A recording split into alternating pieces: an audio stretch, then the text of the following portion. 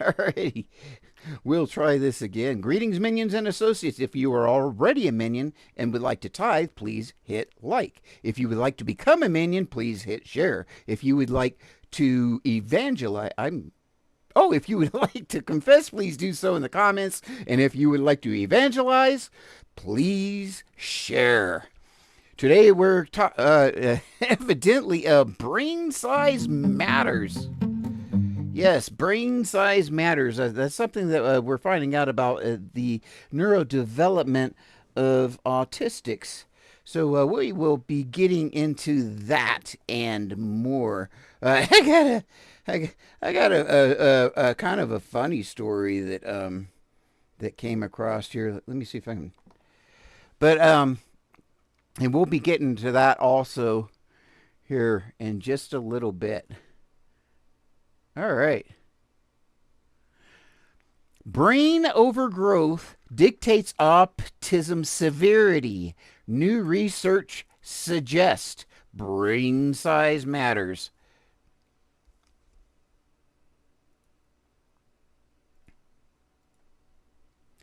All right.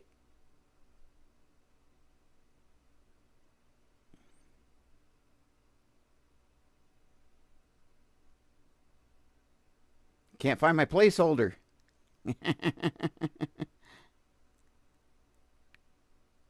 There we go. All right. Moving right along. So this just came out on June 5th this year. So what's that, yesterday? I don't even know what the date is. What's the date? Okay, 2 days ago. Wednesday.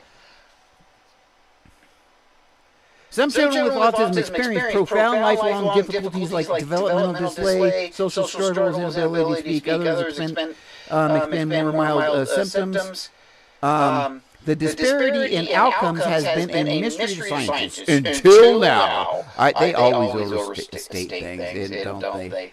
A new study published in Molecular Autism by researchers at the University of California, San Diego. That's San Diego.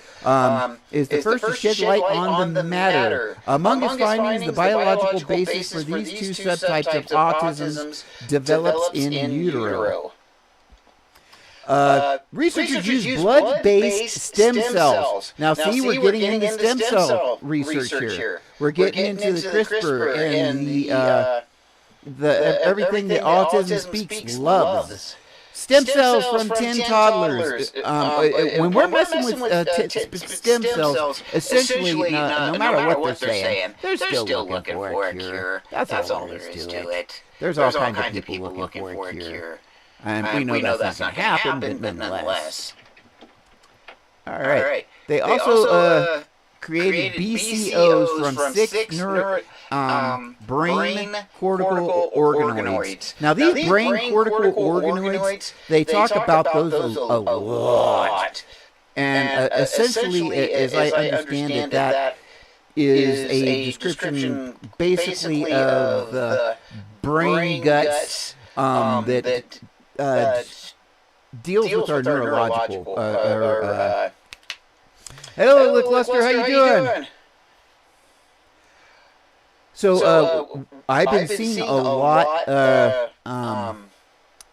written about these brain cortical organoids, and they basically have to do with the synapses and our connections, the neurological parts of our brain. Particularly the cerebral cortex that is what they're going to be talking about. And this we found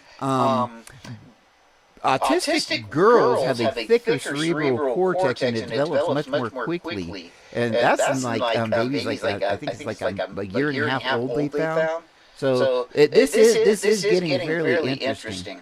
And frankly, there will be a cure probably within the next 10, 20 years, I think, for sure. It might. I'm saying 20 is probably way too much. I think it's going to be within the next 10, but I could be totally wrong. I may be overly putting too much faith into cyber stuff like AI, quantum computing, and so forth. often referred to as gray matter. The cortex lines, here we go, talking about the outside of the brain. It holds tens of billions of nerve cells and is responsible for essential functions like consciousness, thinking, reasoning, learning, memory, emotions, and sensory functions.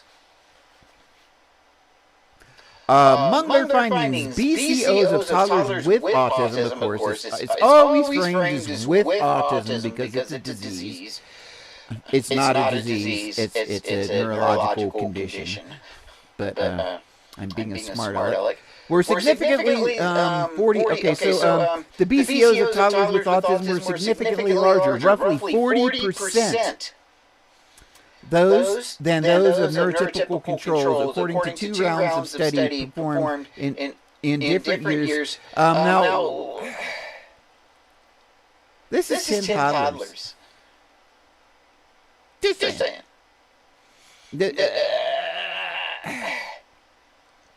10 toddlers is enough of a study group to perhaps make us want to do more studies, but we can't really take anything from this study with only 10 babies. I don't give a crap. That's like a very, very small study. So my skepticism is beginning to get fire right now. The researchers also found that abnormal BCO growth in toddlers with autism correlated to their disease presentation. The larger toddler's BCO size, the cerebral cortex, the more severe their social and language symptoms were later in life. The larger the brain structure on MRI. So we end up actually autistic people, it appears, have larger brains, have heavier brains. So we're just not those light brain neurotypicals. As it turns out. We're not one of them light brains. That's going to be my new term for neurotypicals. Those light brain folks. People are like, hey! Yeah, we're going to see how that one goes. People are going to get all upset because I'm going to be calling them neurotypicals, those light brainers. The bigger the brain isn't, the better isn't necessarily true, said Eliason, and I'm not even going to try it. PhD, director of Sanford Stem Cell Institute, Integrated Space Stem Cell Orbital Research Center at the university. Holy hell! I don't even know why they want to go to space. The SSCI is directed by Katrina Jameson, a leading physician scientist in cancer stem cell biology, whose research explores the fundamental question of how space alters cancer progression. So that is a very bizarre connection there between cancer, space, and autism. Wow. What does cancer, space, and autism have in common? The Stanford Stem Cell Institute, evidently. We found that the brain organoids from toddlers with profound autism, and see, here we're going with autism, but not only with autism, but hey, wee, how you doing? But with profound autism. So we're doubling down here on the disease thing. It's not just autism, it's profound autism. So yeah, doubling down on the disease thing here. And I really do not like the term profound autism, because to me it's like saying someone's profoundly stupid. You wouldn't do that. Profoundly dumb, or profoundly ignorant, or medically you wouldn't say that about somebody. So I don't.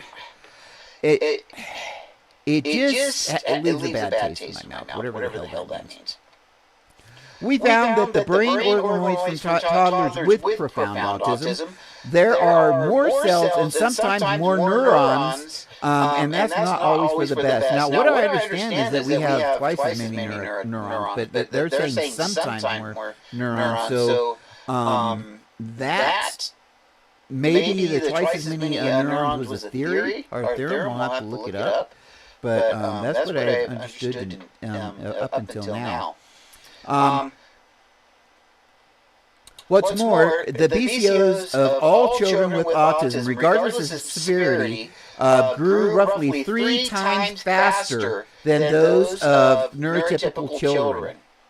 So that's the cerebral cortex that when we're developing young, for whatever reason, the cerebral cortex grows much faster and is enhanced, if you want to put it that way.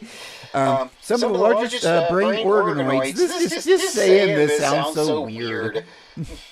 Just some of the largest brain organoids from children with the most severe persistent cases of autism. See, once again, the most severe also saw accelerated formation of neurons.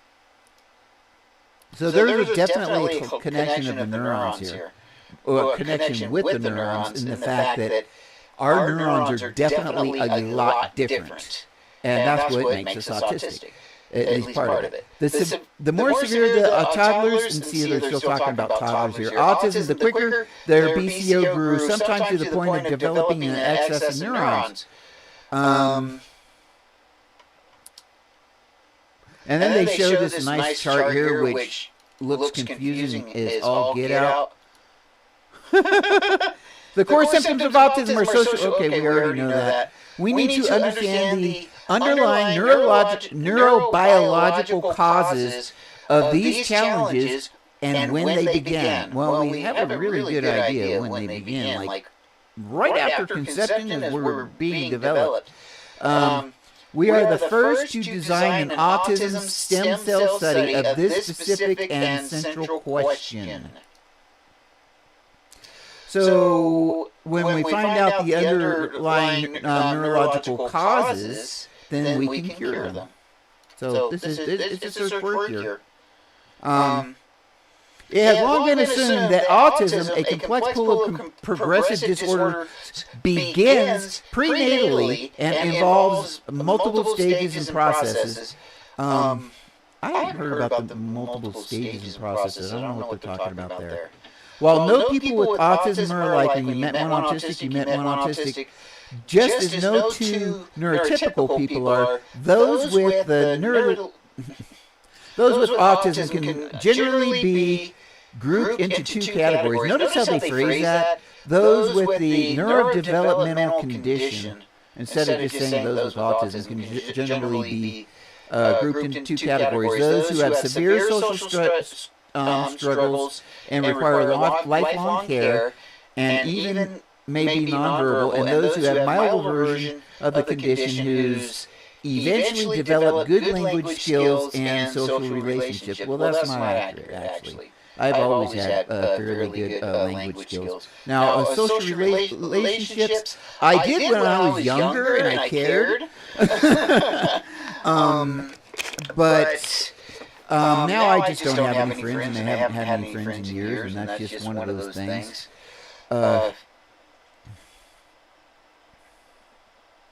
Hey, wanted to point out the in case it's not on purpose, there's a text at the top of your live. Oh, is there? Oh, I see that. How funny. Yeah. That got left over. I don't know how that even got in there. That is so weird. I was messing around with different stuff today on Canva, and I don't even know how that got in there. That's so funny. I thank you for that. I didn't see that at the top there. I'm so busy looking at this. Yeah, and it says, add your text goes here, dummy. Scientists haven't been able to ascertain at least 2 groups of individuals with autism, why the 2 groups of autism exist. They haven't been able to prenatally identify children with autism, let alone predict how severe their condition might be. And see, that's their concern. That's why this sentence is here. They also haven't been able to prenatally identify children with autism, with that disease autism, let alone predict how severe the condition may be. Now, these are probably scientists that don't know autistic people, don't know the autistic community, and they have good intentions. They want to cure, autism. That sounds good. But of course, they get a bit twisted. Now that the whatever and whatever have established that the brain overgrowth begins, those names are hard, in the womb, they hope to pinpoint its cause. We already knew it. Oh, well, okay, they established that brain overgrowth begins in the womb. Okay. So we didn't know that before. In a bid to develop a therapy that might ease intellectual and social functioning for those with the condition. And it's frankly, it's going to lead to a cure eventually. That's just what it boils down to. Autism, dyslexia, ADHD. Of course, now, okay. How the University of San Diego is helping neurodivergent students succeed. Now, I've talked for a while that I believe that autistic people, actually everybody, but in particular autistic people, should have mentors. We should figure out a way to assign mentors to kids. And if they love, I don't know, Teletubbies, then great.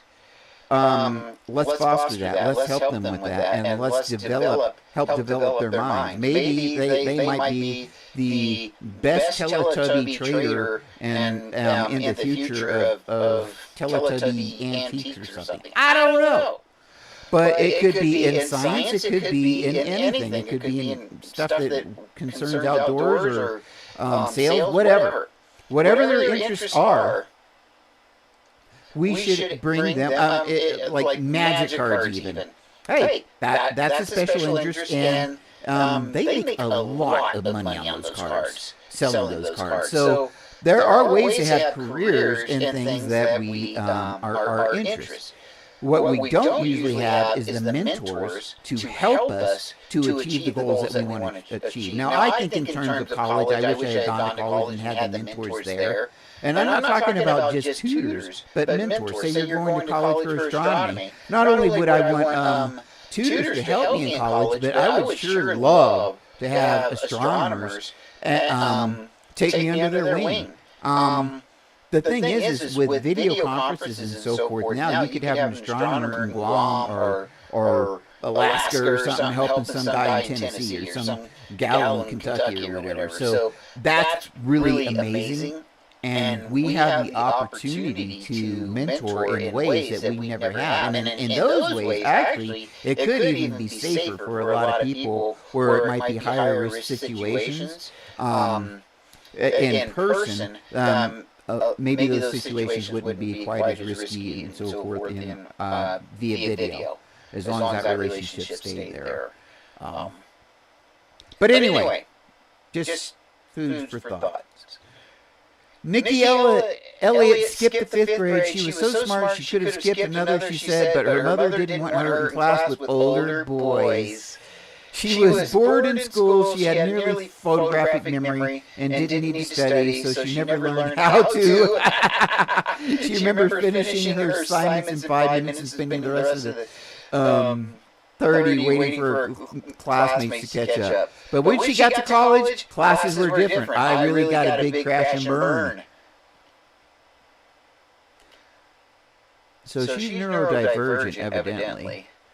She must be autism, dyslexic, and ADHD, which is exactly what my son was. I didn't have the dyslexia. I just have like narcolepsy. So it's a trade-off. But experts call students like Elliot twice exceptional. The term is used to refer to children who are gifted in some areas but also experience learning and developmental challenges. Okay, so I guess I'm twice exceptional. Wow! Woohoo! I'm twice exceptional. That doesn't mean shit. Okay. I have an extreme I guess talent or a gift of abstract thought. It showed up in every test I've taken like that. Abstract thought. But I have not been able to abstract my thought my way into or out of anything.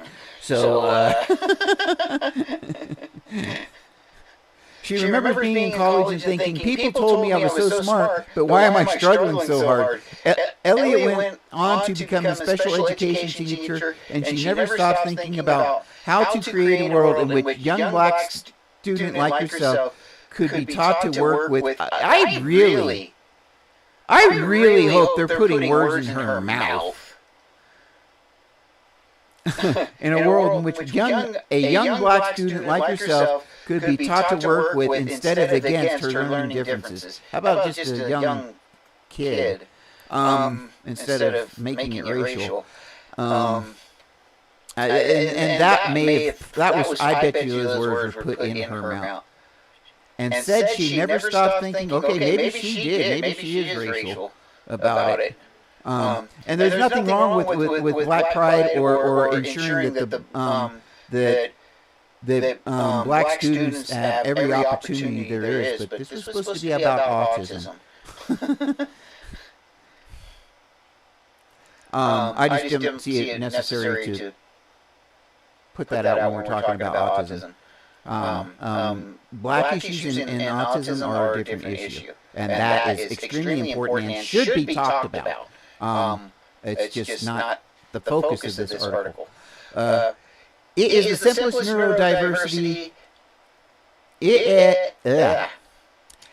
At its simplest, I don't know why I could not get that out. At its simplest, neurodiversity is the idea that everybody's brains work differently, and that these differences are normal. Neurodivergent, which is not a medical diagnosis, and that's an important thing for people to know. It's actually not a diagnosis. It's an umbrella term that refers to people who have autism spectrum disorder, ADHD, dyslexia, or other atypical ways of thinking, learning. Okay. Usually we think of schizophrenia, associative attachment disorder, Tourette's, autism, ADHD. Those are all in the neurodivergent family.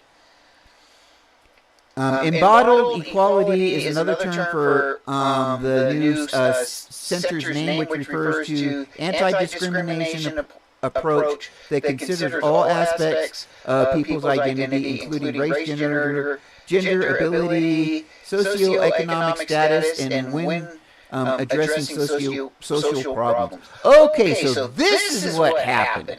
Okay, so this lady is focused on everything. Race, gender, ability, ADHD, autism, all that stuff, but it was the author that put this autism, dyslexia, ADHD. This lady is not focused necessarily on that, but she's a lot more inclusive, and it does include race and sex and gender, all that stuff. So that's pretty cool. So I guess my bad on that. Actually, it's the author's bad on that. Elliot said the center's work will fall into four main categories: training K through 12 teachers, support staffers, training community college educators, working on policy issues that affect neurodivergent students, and offering programs to set up such students for success in college and the workplace. And that's where, like I say, I really think mentors are so important. It sounds like this center is a really good center and is really pushing to get kids help that otherwise wouldn't get the direct or the type of help that they should get, which is really cool. So this lady's awesome. I never knew schizophrenia was under the neurodivergent umbrella. You learn something every day. Well, you know what? I just learned from Shannon, what is it? Cornthwaite? I can't remember his name. But I did not know that associative attachment disorder was part of the neurodivergent spectrum. And he is going to school for psychology and so forth. He didn't give me a bum steer, I'll just put it that. I trust him on that. So I didn't look it up. But yeah, I found that very, very curious because, but then again, associative attachment disorder and autism, at least sometimes, are conflated or misdiagnosed as one another. It's more rare, though. Associative attachment disorder presents a little bit differently in a lot of ways. We really have to work to change the mindset of faculty and understand the ways in which these adaptations to their delivery, development of content could make all the difference. Absolutely. For so many highly bright and capable students that thrive in higher ed. You know, and the thing is this, like, I was put in the special kid class. I was a special kid. And, but I wasn't officially a special kid. They just threw me in there because I was doing so horrible. As soon as they put me in the special kid class, where I wasn't distracted by everything else, I did amazing. And I was in a situation where I could thrive. So what did they do? Well, he's just acting out, and they threw me back in the regular class. Like, they weren't spending any more money having me in the special kids class. I think they put me in the normal kids class to punish me for acting out. Well, he's just going to have to learn not to act out. And so I didn't learn.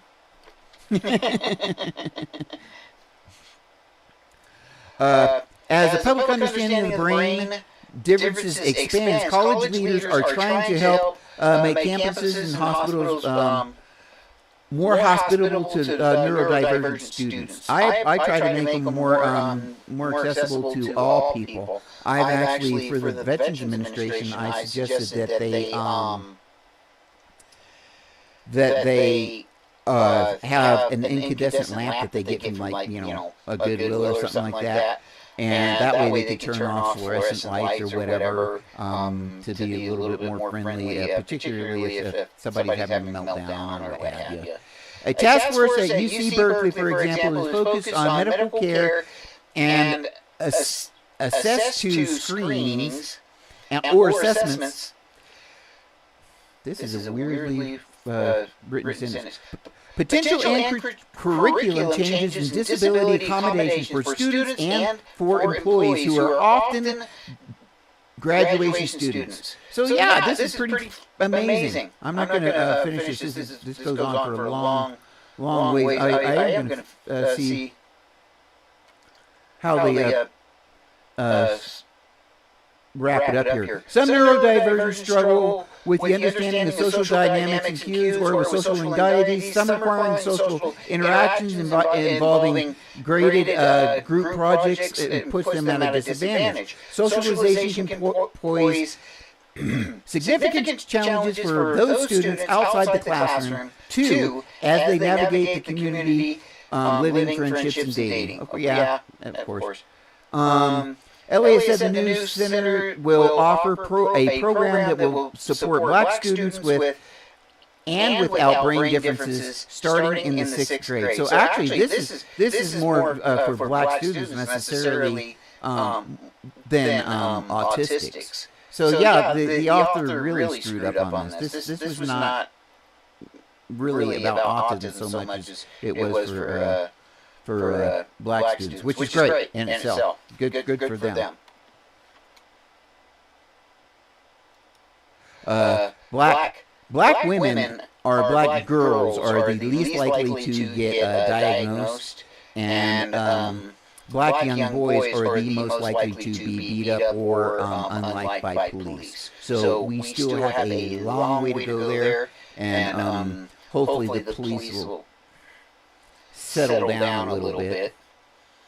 I don't ever expect prejudice to go, but it should not be acceptable for police to beat up people and to break the law. That's all there is to it.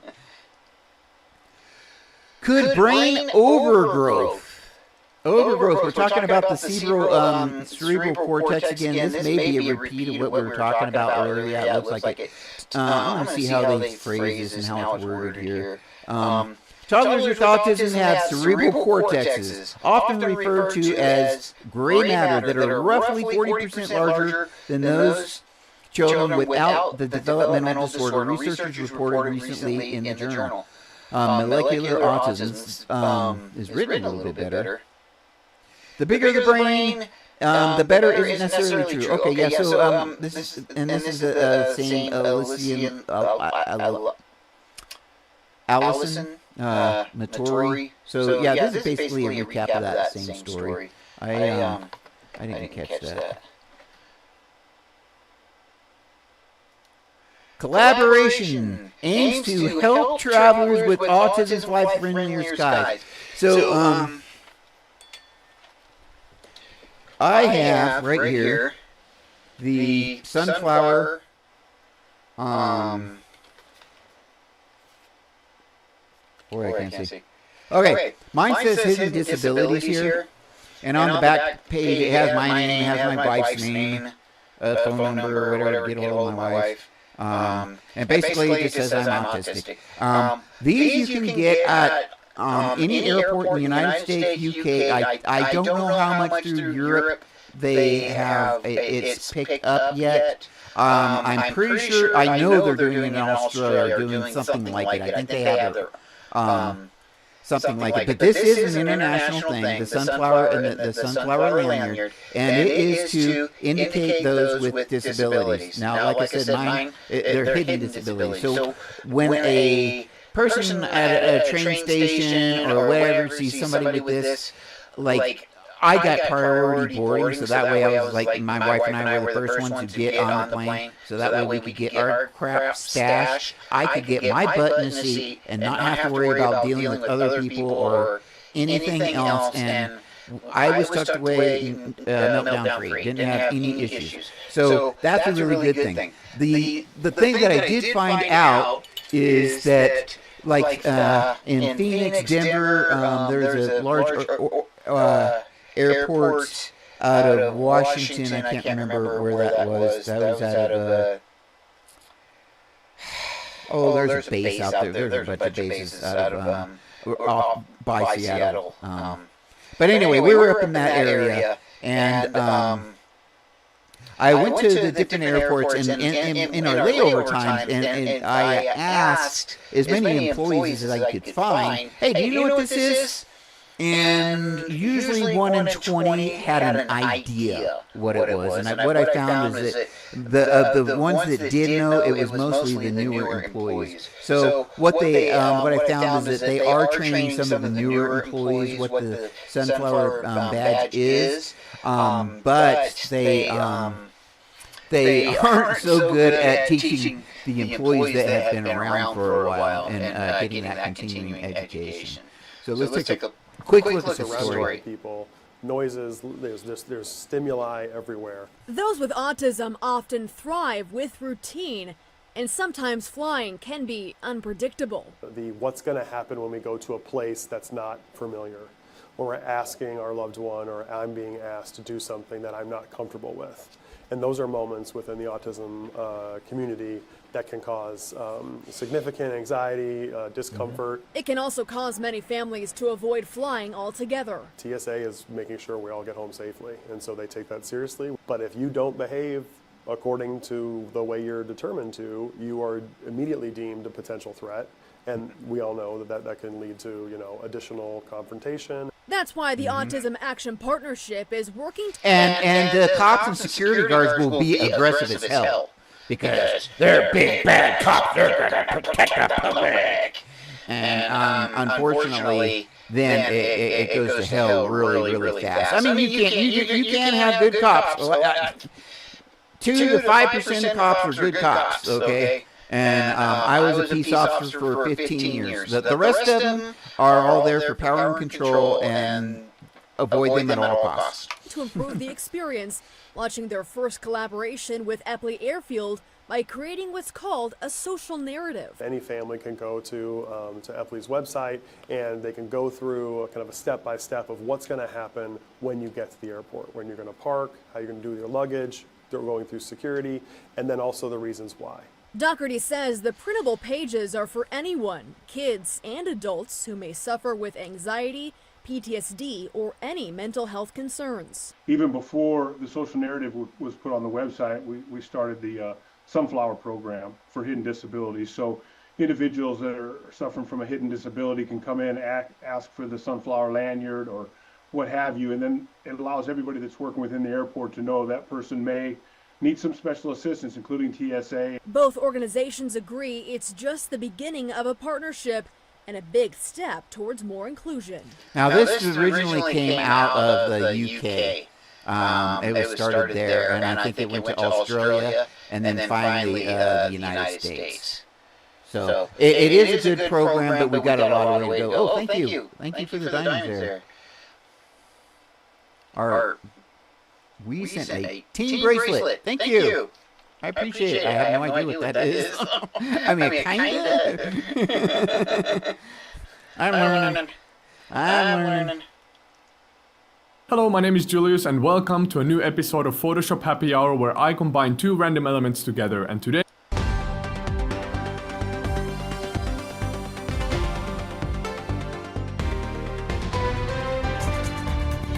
Right now on Voice is a topic that touches roughly every family in some capacity. Current research suggests 1 out of every 36 children in the U.S. has autism spectrum disorder, and according to the Cleveland Clinic, that's probably an undercount. But groundbreaking research is happening right here in Western New York to help better understand the disorder and help those living with autism better understand and navigate the world around them. I want to say good evening to you, everyone, and welcome to Voices. I'm Taylor Reps. Michael Wooten taking some well-deserved time off on this Monday. Reporter Adam Campos first told us about the work happening at Canisius University on Good Morning Buffalo.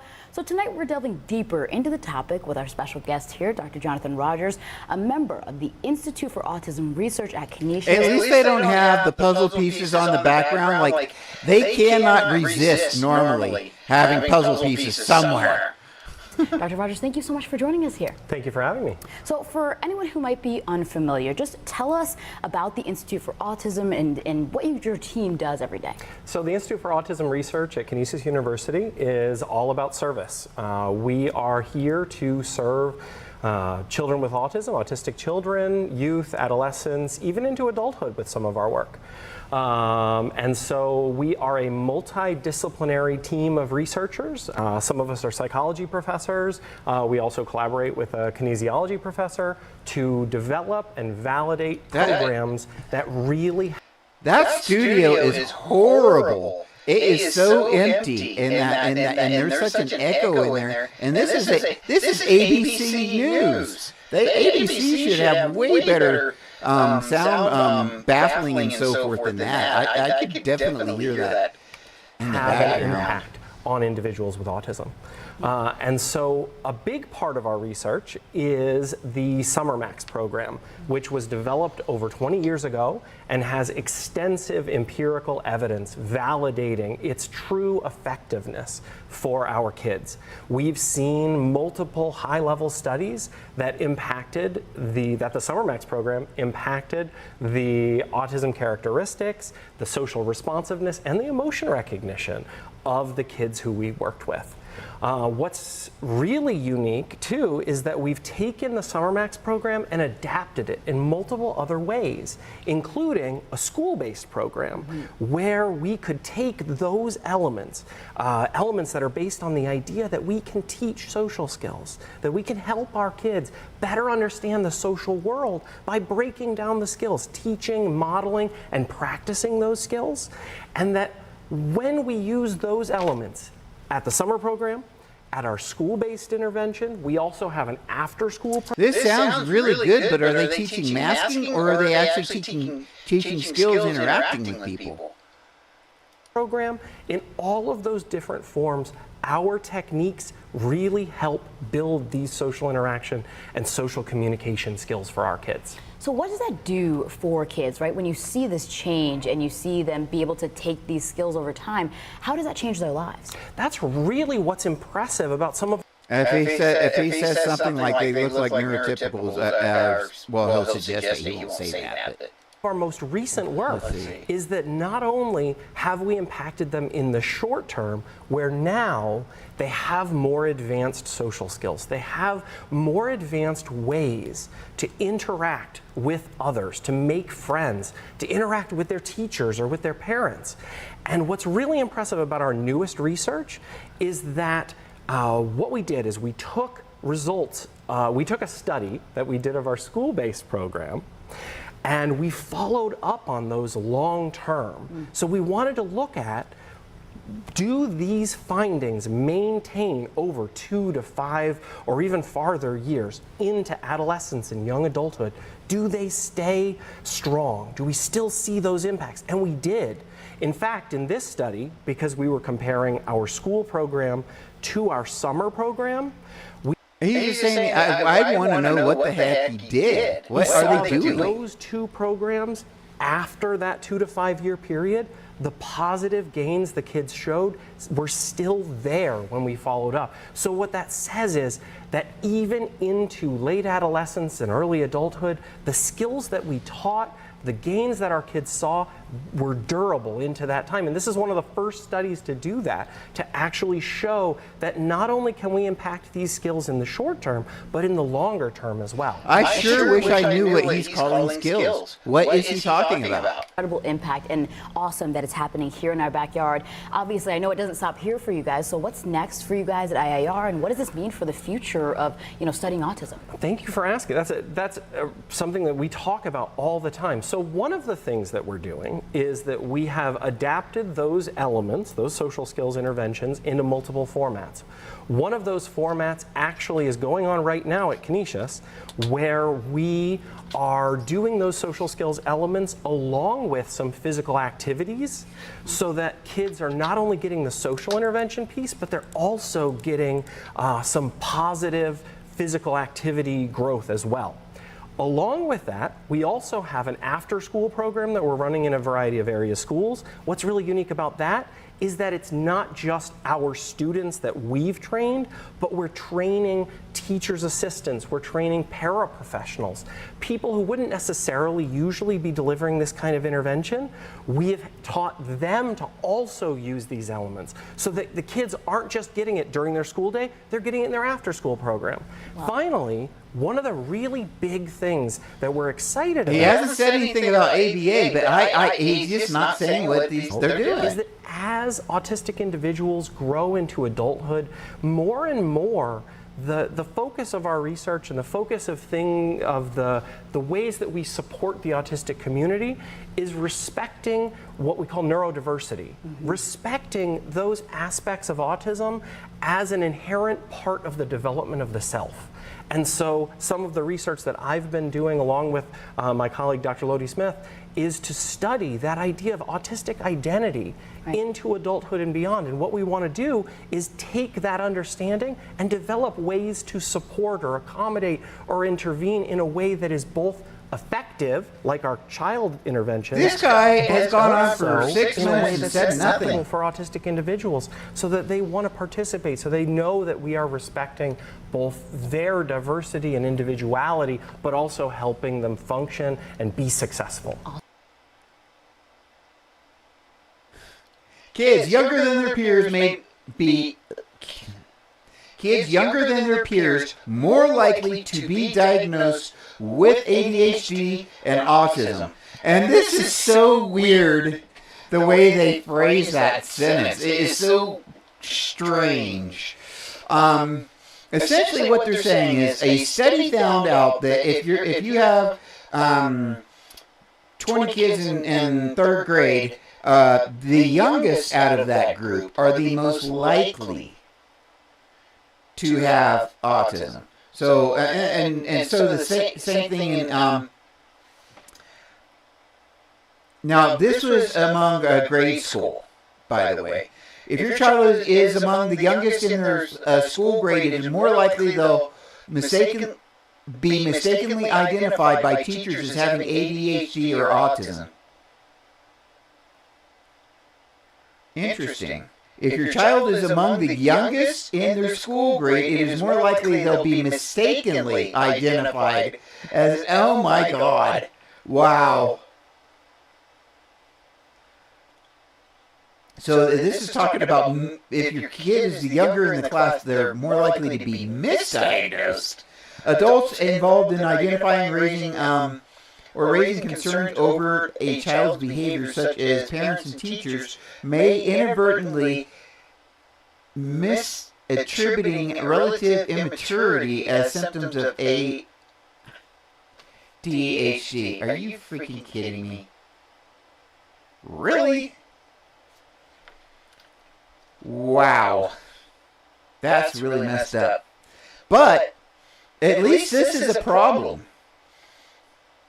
Anyway, how kids don't get misdiagnosed. In fact, this whole article is bogus as hell.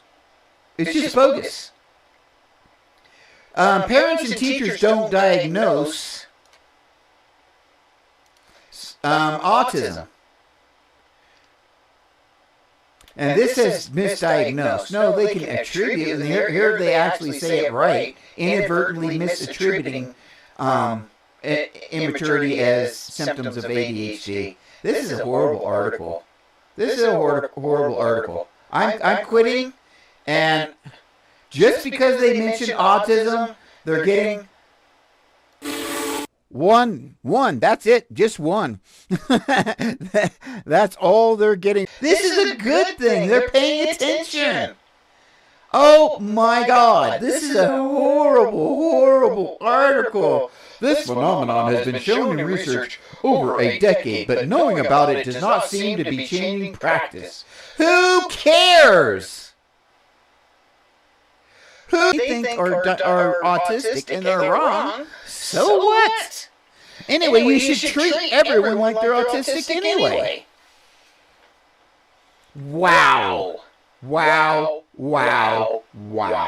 Is all I have to say. Amazing.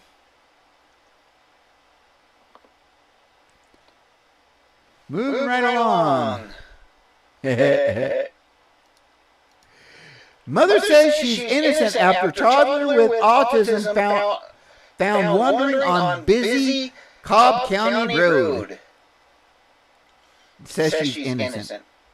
I'm innocent. An arrest warrant has been issued for the mother of the toddler. Now I hope this kid just didn't wander off. And this is a one-time incident or even a three-time incident, because if her kid's autistic and wanders off, a lot of times it's really hard. Really hard to keep them home. I mean, you cannot handcuff a kid. And that's one thing that cops need to keep in mind, is you cannot shackle a kid. That's cruelty. Deisa Williams said that she plans to turn herself, Williams,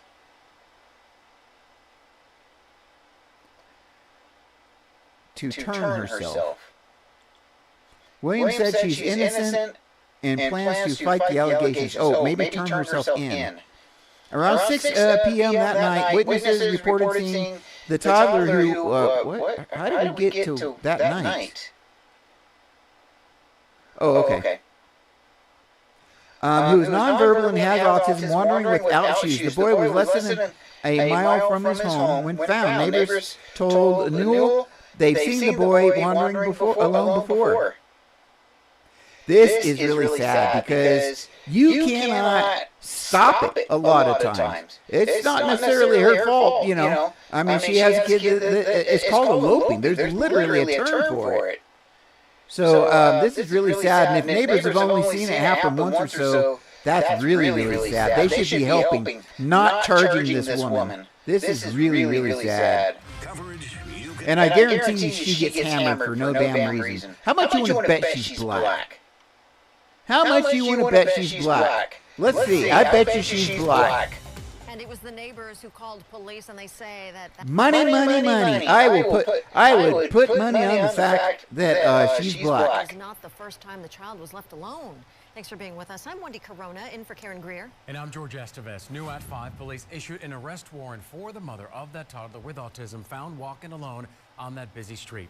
Channel 2 Cobb County Bureau Chief Michelle Newell live on Pat Mel Road where this happened. Michelle, you spoke exclusively with that mother. Here's a headline. She told you she's going to turn herself in. And George, she also told me she plans on fighting the allegations against her. Police told me that woman's son wasn't wearing any shoes when some neighbors found him. And if he was in the house, he wouldn't need to wear shoes, would he? And guess what? He was probably inside the house and wandered off. And so Along Pat Mel Road, as you can see, a very busy road. To put this into perspective, we're just about 2 minutes away from the boy's home. Neighbors told me this isn't the first time they've seen him walking alone. It was about 6 o'clock in the evening when police say a toddler who has autism and is nonverbal was alone on this busy road in Cobb County. Bystanders told police they stopped to help the boy on Pat Mel Road. Now the boy's mother is charged with reckless conduct. I spotted Deasia Williams walking in her neighborhood. What do you have to say about the active warrant out for your arrest? I'm about to handle that. I'm about to handle that. I'm aware, ma'am. Williams doesn't want to show her face on TV. She told me she knows about this warrant for her arrest. I'm about to handle that. So you're about to turn yourself in? Correct. Are you going to do it today? If not today, in the morning. What about what happened that day? Where were you when I he walked was to the found? store, the Chevron to be exact. Williams told me she asked a family member who lives in the home to look after her son. My baby was left in the park in the driveway. I'm not really comfortable with my son being away from me, and to finally trust somebody with my baby, and this is what they do, I don't even know how to put it into words. Williams says her son is with a family member right now. Neighbors I spoke with off camera told me they've seen the boy alone before. I don't just leave my child. My child is my best friend. You know what I'm saying? I would never, this is hard. You know, this is hard. I take care of my child by myself every day. I spoke with a man who told me Williams is renting a room in the home. He says this has happened before. I asked Williams about that. I'm working on that story for Channel 2 Action News at 6. Live from Cobb County, Michelle Newell, Channel 2 Action News. Yeah, I don't know. I'm just knowing that little bit. I'm very skeptical, and I bet you money the people that reported her were white. Just saying. I bet you this is. Just saying. Just saying. I suspect a little bit of racism in that one.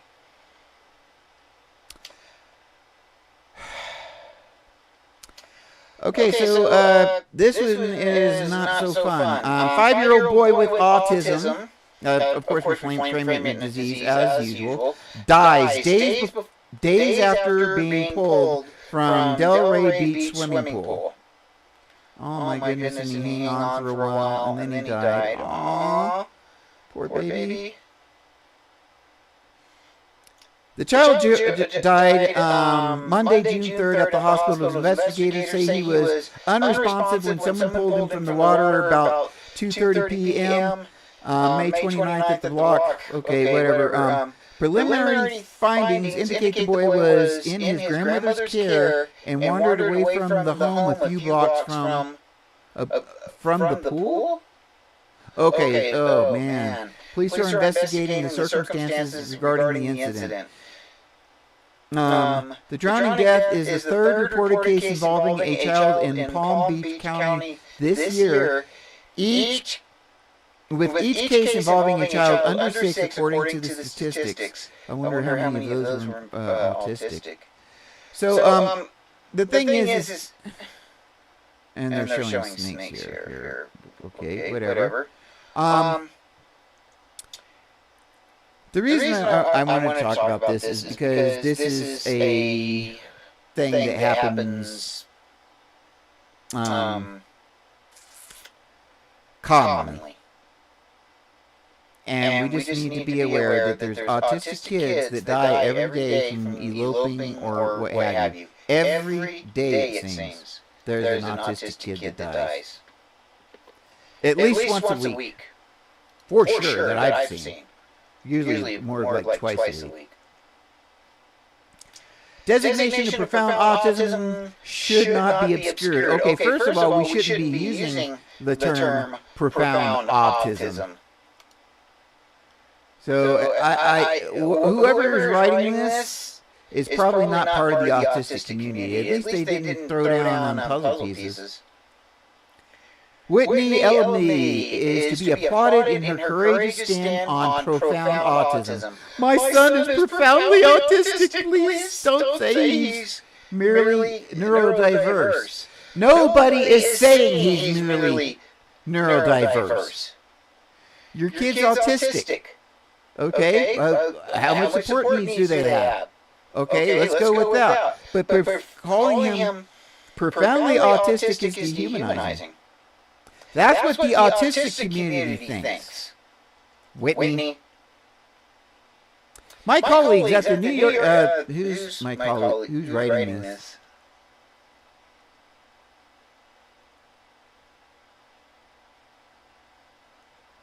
I hate the way on the internet a lot of time now we just don't get. They don't tell us who the authors are anymore. And that just really disturbs me. Okay, I think... Oh, okay. Yep, okay, we did get credit. It's Jessica Sassy? My colleagues at New England Center for Children, and I know firsthand challenges being faced by people with profound autism and impacts that are on their families. So this is a person who is not autistic who's speaking over us. Thank you very much. We have watched children as the number of children with profound autism has grown. Bullshit, it hasn't grown. Most of our students, maybe you have more in your class, but the numbers have not grown. Most of our students have limited verbal communication skills, struggle with behavioral challenges. So this is an ABA person here. And require complex educational, and now they're qualifying themselves as experts because they can provide complex educational and clinical support to make progress on their... This is just this is a typical profound autism. This just so annoys me when you have neurotypical people do this crap. Yep, the writer holds a degree in behavioral analysis. Go figure. I can call it every time. I can call it every time. Why is it just by the tone of how these people speak, you can call it out? You can call them out. Profound autism. See, people in the autistic community don't do this crap. We do not berate ourselves. We don't undermine ourselves like this. Well, some of us do. Profound autism is a distinct condition with the highly specific needs that should not be obscured. It is important to be inclusive without disregarding the struggle of those with this severe condition. How about disregarding autistic people altogether, which is exactly what you're doing? There's zero reason for you to be even talking about this. Disregarding that struggle compromises their education and care while putting additional stress on the parents and caregivers of these children. This person is doing this to qualify themselves as an expert.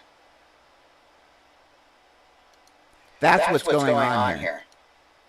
They're not trying to help autistic people. They're trying to help their what's called paycheck. Applied behavior. The ABA Centers of Florida cut the ribbon at its new facility today, the Autism Therapy Center, helping kids using what's called applied behavior analysis. Our Taylor Hernandez is in Jensen. Oh, yeah. And there's so many expert ableists. I mean, so many.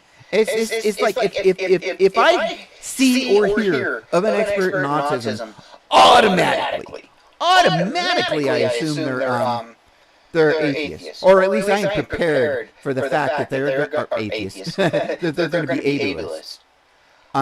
Because most times, like what, 80% of the time? What do you think, Pink? I'd say at least 80% of the time they are ableist. But now, maybe 90% of the time if they're in ABA. I mean, it's up there. They are ableist as hell. Beach and shares why this kind of therapy and is demeaning to autistic people. Critical for Treasure Coast families. Yeah, I agree with you. Of Florida tries to do two things. First, disguise therapy as play, and second, cut down on the wait time families have when they wait for therapy. Tashara Shine's daughter Kayla was diagnosed with autism when she was 2.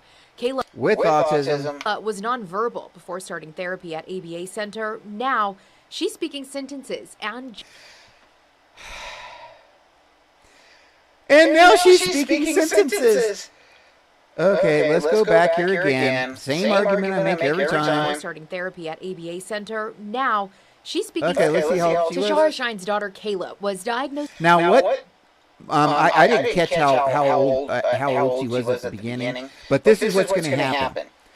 She's going to age 2 or 3 years, and they're going to say, and in those 2 or 3 years, that she can talk better now. Well, no shit. She's 3 years older than 3 years old. With autism when she was 2. Kayla was nonverbal before starting therapy at ABA Center. Now she's speaking sentences after just graduating. And she's not 2. She looks like she's 4, or at least 5 there. 4 or 5. So, of course, her brain developed because she matured and grew like all little kids do. My son didn't talk until he would kind of slur words and kind of say something, partial sentences or whatever point, but almost kindergarten. And I never even bothered. I wasn't worried about it. Of course, I knew he had childhood epilepsy and grand mal and stuff like that. And now, he was never medicated for it. I figured that was delaying his things a little bit for him. And I knew he was going to grow out of it because I had childhood epilepsy also. And I knew it was childhood epilepsy. I diagnosed it. The neurologist did not diagnose the childhood epilepsy. I did. Seeing that she started out now. I was right though. Technically, she didn't have words. She couldn't communicate. To now seeing her forming sentences, talking. Kayla is one of 3 years later. Duh. Of dozens of children who see registered behavior technicians. They never ever take into account. Now, maybe the ABA, maybe the speech therapy or whatever did help with their speaking. But they never, ever take into account or mention that the child did get older and mature. So we don't really know if it was the ABA or just normal maturity. Never. Why? Because they want ABA to be the hero. It's just like Jesus. And think you're down south, and no matter what, in Jesus Hill, they always give credit to Jesus. It was Jesus who healed me. Praise Jesus. Let us pray. What happens is we have a tendency to want to assign agency as human beings. We want a mover. Is it Jesus? Is it ABA? Is it medicine? Is it playing with yourself? Whatever it is that causes us to get better. Okay? But usually, because with cult activities, it's Jesus. Now, ABA is a cult. It's a medical cult, which is bizarre, but it is a cult. And so what they're going to do, just like religion, is if something doesn't work, well, it was something else. But if something does work, it's the ABA. And they're always going to attribute to the ABA.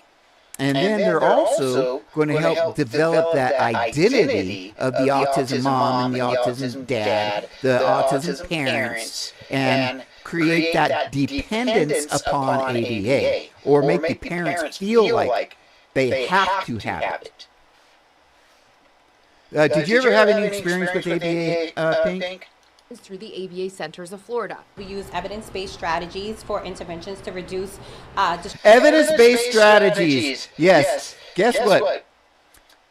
Brainwashing is evidence-based. We have all kinds of prisoners that have confessed all kinds of things. Did you know the Spanish Inquisition knew that behavioral science was evidence-based interventions? That's exactly what it was. We torture people, and we're going to elicit a confession, no matter what. If you torture little kids and force them to mask, they're going to learn to mask and look like neurotypical kids. You didn't fix their brain. You didn't help them. You hurt them. You caused them psychological trauma. And you feel better because they look like everybody else, and they're acting more like everybody else. But inside here, we're still autistic, and now we're struggling 10 times more because of your bullshit that you put us through. That's what ADA does for us. Disruptive behaviors. Yeah. They could make us. I'm sure they could make a 3-month-old baby speak after 6 years of therapy too. Regina Davis is the Chief Clinical Officer for the ABA, which stands. But it's always attributed to ABA, just like we always attribute it to Jesus. And this is because of we want, like I said, we want to assign a mover. It's how our brains work. And that's why religion and culture is so successful. Like, even with if it's not Jesus, it's the Bible.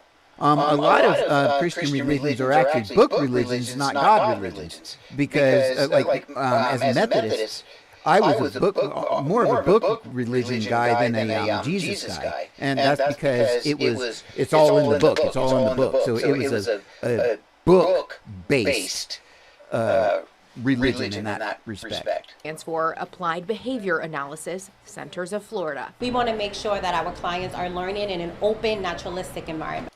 And for some reason on Kick, it is not working right now.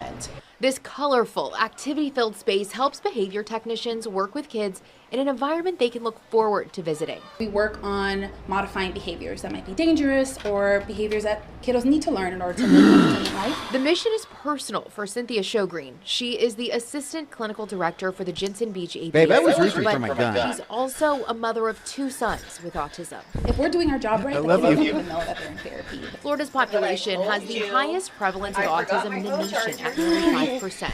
That means families like Shogreen spend months on the waiting list for various therapies. I love you, There's honey. a huge problem in this space. While it takes the average family 4 months to get into applied behavior analysis therapy, the ABA Centers of Florida say Make more noise, please. I love you. 47 days. Right now they serve about 50. My wife just snuck around the corner. She wasn't supposed to be home. And I saw something move out of the corner of my eye, and I was literally reaching for my gun. Like, what the hell just happened here? Kids here, but they say they hope to serve as recovering from many that. as possible. Moving forward, reporting in Jensen Beach, Taylor Hernandez, WPBF 25 News. Yeah, that was embarrassing, right? On air. On air. Oops. Oh.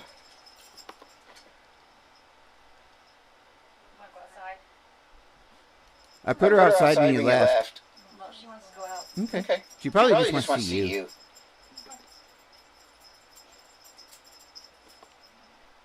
Okay, so this is just interesting. RFK, Robert F. Kennedy of the Kennedy dynasty, is running for president. Now, RFK is,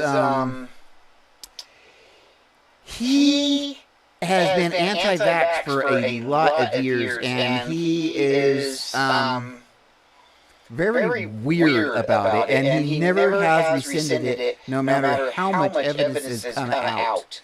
And he is running for president right now. I'm not going to get into a lot of this with RFK. I just want to show he is a presidential candidate, a legitimate presidential third-party candidate for president right now. And he believes that vaccinations cause autism. And I think he also is against it for COVID, too.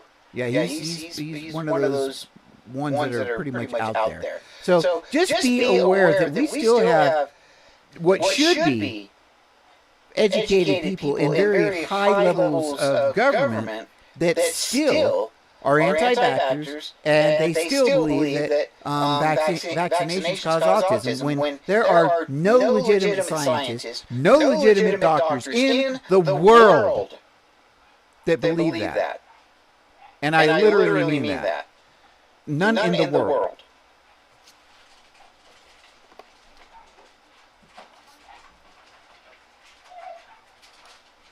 Motor programming and martial arts on the spectrum.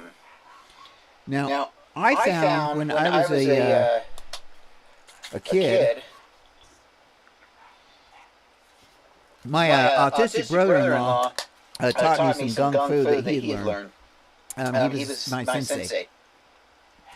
And I found I had dyspraxia. Now, I didn't know I had dyspraxia then. I definitely knew that I lacked coordination. I just didn't know what it was or why, or that it was even a thing.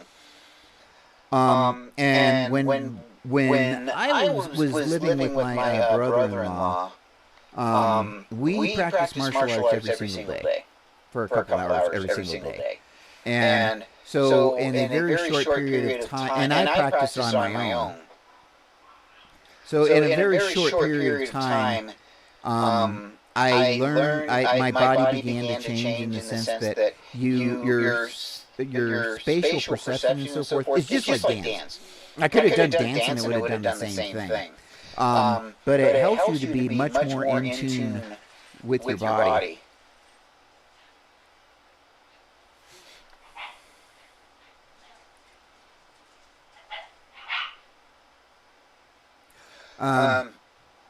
So that is one thing that I learned, and one reason that I definitely recommend dance for autistic people or martial arts. 100%. I think anything like that, jiu-jitsu, whatever, even yoga to an extent, can help with those coordination issues. So during movement, our brains compare what we intended to do with sensory feedback from what actually happened. For folks on the autism spectrum, there may be a larger difference in sensory motor comparison during movement. Yeah, a lot of times I'm what do you call it? I can't think of the term. I do not have coordination. I lack coordination. Martial arts training focuses heavily on pattern behavior sequences with anticipated sensory feedback. Traditional martial arts training can benefit neurodiverse folks on the autism spectrum. And I 1000% agree with that. I was keenly aware of that. Even the moment that I was diagnosed as, I would have told you the same thing. The second that I discovered that I was autistic. Absolutely. A key feature of traditional martial arts training is repeated practice at your katas. Predefined arm, leg, and stepping movement sequences. These forms, kata, telulu, I don't know what those are in Hong, are patterns are DNA of martial arts. They are the DNA of martial arts compromising sequences of defense, attack that can be exerted and trained for self-defense. But it really helps the coordination. But grounded core training for eventual use of rigorous and repeated practices of these forms themselves. This person cannot write like a simple sentence.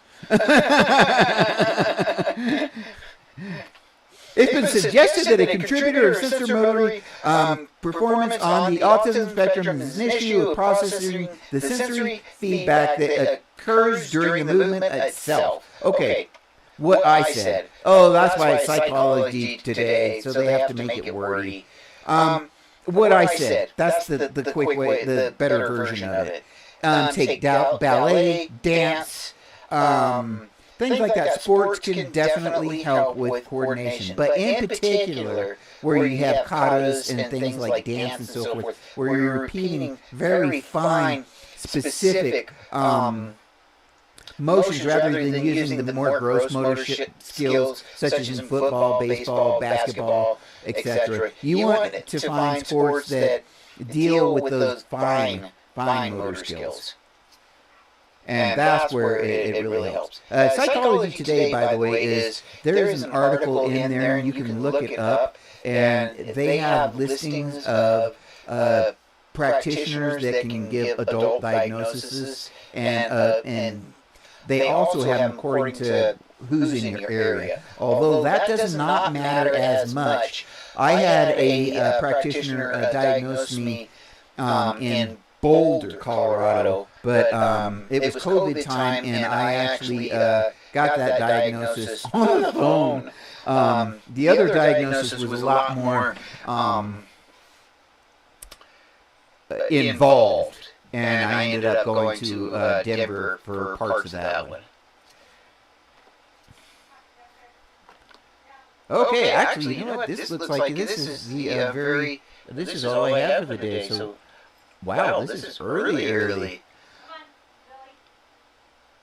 So I think I am going to. I think I'm going to shut it down for now, and I might hop on later on, and we will see at that time if we can strum up anyone who is willing to defend Autism Speaks. This is David Page. Screw them, Flapper.